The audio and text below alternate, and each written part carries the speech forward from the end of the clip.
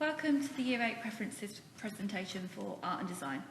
The voice you're hearing is Miss Gerard Cooks. Some of you may remember me from last year, but some of you might not. But I'm the lead learner for Art and DT, and I teach Art and Design. Firstly, before I continue, I would like to congratulate those of you that took part in the art challenges that were set during the first lockdown, and for the work that you've completed that I took great joy in looking at towards the end of the year when I worked with Mrs. Wibley's groups. I look forward to seeing what you've been working on this year and getting to know each of you better.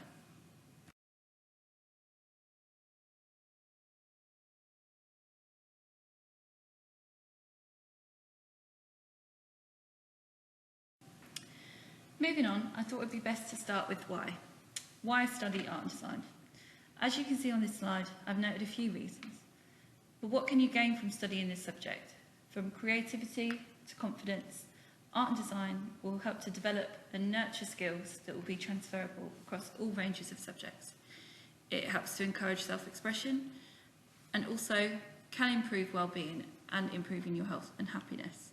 A lot of students do say that they feel that art lessons are an outlet for releasing the pressures of studying. It's a nice environment for them to come in and work independently and kind of get lost within what they are doing. It also helps to develop critical thinking and the ability to interpret the world around us. What our students say. 2 of our current Year 11s kindly took the time to make some comments about their time on the GCSE course, and I've included some examples of their work to give you a flavour of the outstanding work that we see being produced by our students at Abbey College. We have exceptionally talented students here, and it is really lovely to see the examples of what they can achieve and what they can do by the end of the course, and this is just some examples of the Year 11 work that's been produced this year. I will let you read for yourselves what those students have to say, but it gives you a bit more of an idea from a student's perspective as to the sort of thing that you can look forward to, but also what they've gained from studying the course. How does the course work? So, each student's pathway through this course is different because no work you will ever do will ever be the same as anybody else's. You may explore the same techniques, you may look at the same artists, but the outcomes are always completely individual and independent, and that's what I think is so fantastic about this course. The course runs across 3 years, and you start by developing the skills that you've touched upon in Key Stage 3 in far more depth. You'll delve even further into understanding and analysing artists and their work with more advanced critical thinking, and you will begin your coursework in the very first year of study. So you can see on this curriculum journey that you've got an introductory project, and then your Unit 1 will start in the second half of Year 9. The course is 100% practical. Your exams are practical exams, which are completed over a 10-hour period. That sounds daunting, but it isn't. It's 2 days where you get breaks in between, and you generally are completing a final piece, but you get practice doing that over the 3 years before you do the big exams in Year 11. You can see on the curriculum journey as well the assessment objectives 1 to 4. Each assessment objective is worth 25%, and it represents a different area within art and design. So you can see some of those keywords that link to that assessment objective.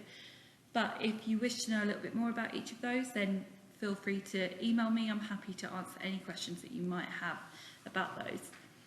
But the course is split into a Unit 1 and Unit 2. The past year it's been slightly different due to COVID. The course changed to 100% of Unit 1, so it was all the coursework, not the exam folder.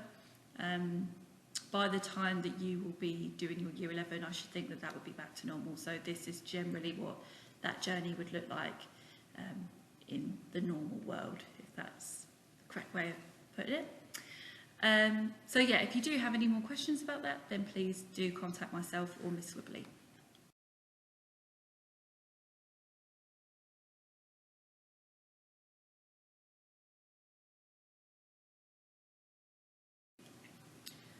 What type of student do I have to be? Now, I could go through each of these points and argue how that is relevant, but I think it's quite self-explanatory. Creative and imaginative, very self-explanatory. I think it's really important to have those skills. Organised and tidy, it just makes your life a lot easier if you're organised, but also tidy, because everything is about presenting. So your coursework folders, how you present them, the tidier they are, the clearer they are, the easier it is for your messages and your ideas to be communicated across. Independence, really, really important, especially when it comes to thinking about ideas and generating your own ideas. Productive and can work independently and manage your time effectively. A lot of our lessons are really independent where you are working on your own individual pieces, so it's important for you to be able to use your time effectively. Enjoying analysing and interpreting what you see, so you might do a bit of that in English when you interpret texts. If you enjoy that sort of thing, it's the same in art but looking at images, so that's really important. Determined to do well, speaks for itself. Literate, so if you're good at writing, if you like writing, this is important because there is a little bit of writing within the course, and enjoying English is important. Open to making mistakes, being resilient and willing to try new things, really, really important. Probably one of the most important ones, the sort of key skills to have, because you are going to be trying new things, and if things don't necessarily go right, it's about picking yourself up and being able to carry on and having another go, because in art, even those mistakes can be happy mistakes and they kind of turn out quite nicely, or they can be kind of mistakes but turn into something good. So yeah, really important. But I think the most important is actually enjoying the subject. I would not recommend this subject if you don't like it, because you're going to be doing 3 years of it, and it's hard work and it's not easy and it takes a lot of time. So again, that determination to do well is really, that's where that comes into it. But enjoying the subject, it will then feel easy if you enjoy it. If you don't enjoy it, it will feel like a task and it will feel difficult. So the biggest thing I can recommend is that if you do enjoy this, then I would suggest you pick it. If you don't, then don't. And especially if you think it will be an easy course, because it's not. It requires a lot of hard work and a lot of dedication.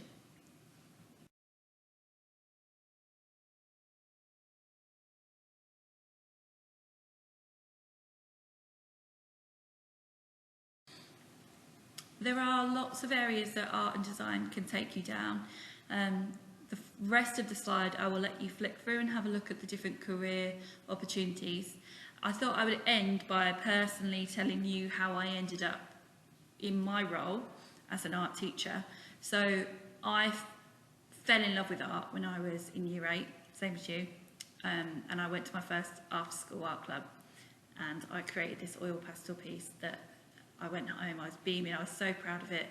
I ended up giving it to my nan, and my nan had it on her wall for years. But that pride and that sense of achievement, that was what I kind of got hooked on. And then the ability to be creative and to kind of come up with my own ideas was where I then found the enjoyment in the subject.